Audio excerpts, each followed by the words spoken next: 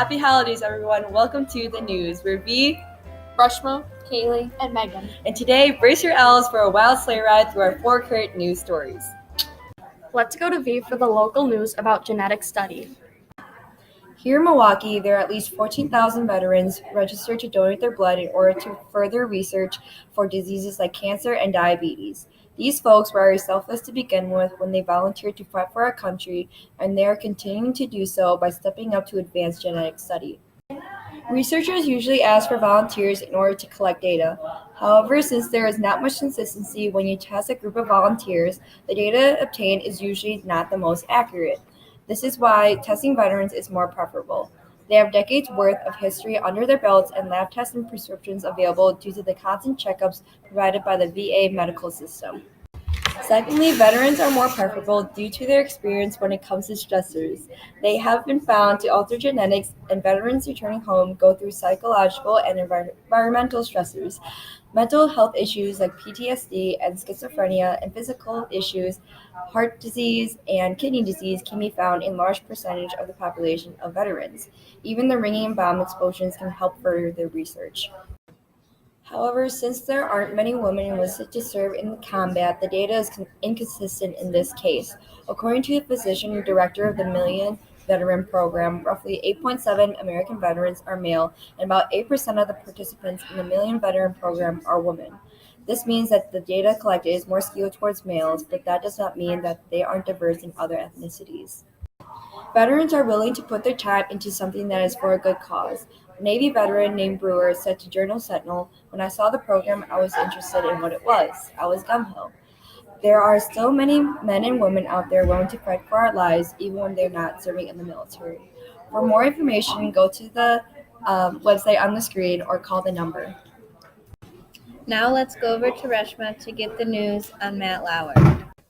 Former Today Show co-host Matt Lauer was fired from NBC News this past month on November 27th for sexual misconduct in the workplace. NBC's handling of the situation was effective enough to ensure that this will not happen again. Lauer was one of TV's highest paid journalists, earning around $25 million a year.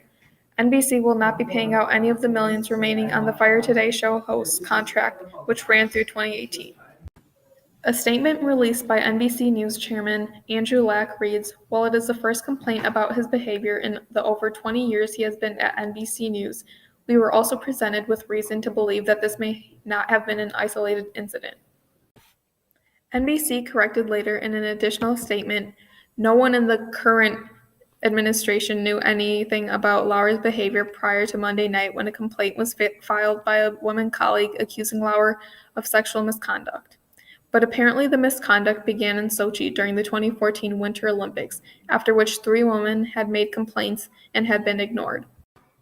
The accuser's lawyer said, "While I am impressed by NBC's response to date, I am awed by the courage my client showed to be the first to release a complaint and to do so without making any demands other than asking the company to do the right thing. This is how the system should work." The day after being fired, Lauer released a statement which included, "Some of what is being said is untrue or mischaracterized. There is enough truth in these stories to make me feel embarrassed and ashamed." An NBC spokesperson said that 2 more people have come forward after the news covered Lauer being fired. The fact that these women are now comfortable enough that they feel they can come forward without feeling like they are being ignored shows one step towards improvement. Kayla's here with the inside scoop on gift giving. With Christmas right around the corner, Arthur Brooks from the New York Times gives us 3 helpful gift-giving tips. Number 1, don't give people money. Marketing experts have found that people are most happy when they receive useless experience, such as a bike ride, because they have an emotional impact. Older people especially like these because they get more pleasure from experiences than possessions. So, tell Grandma that you're taking her on a trip to the park instead of buying her a new blender. Number 2, regifting is not as bad as you think. Research shows that we overestimate how offended people would get if the gift they give is given to someone else. People prefer their gift is given away and not thrown away. People prefer to receive more sentimental gifts rather than practical gifts. Number 3, no matter how bad you think the gift you're giving is, always wrap them up nicely. Research shows that that people like the appeal of a nicely wrapped, worthless gift. Use these 3 tips to bring some holiday cheer to your Christmas. Now let's go to Megan for an update on the Winter Olympics. Recently, the International Olympic Committee has decided to ban Russia from the upcoming Winter Olympics in Pyeongchang, South Korea. This decision came after Russia was found guilty of establishing a state-backed doping program for athletes across the country. The IOC has decided that Russia's government officials will not be allowed to attend the Olympic Games this year. The country's flag will also not be shown at the opening ceremony, and its anthem will not be played.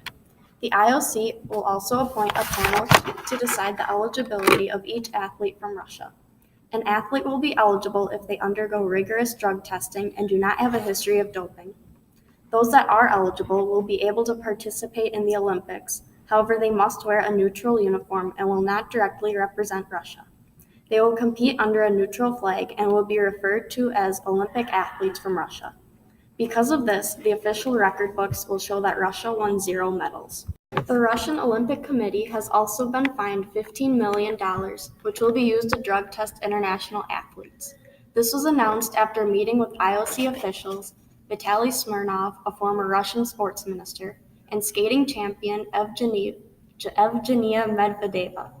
Some of Russia's past doping scandals has included the 2014 Sochi Games, where a group assembled by Russia's sport ministry tampered with over 100 urine samples to hide evidence of steroid use.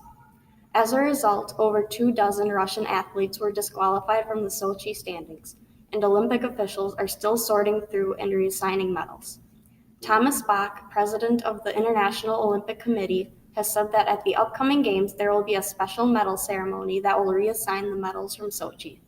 However, it is not known if the results will be finalized in time. Thanks everyone for tuning into the news. Have a great break and enjoy the holidays.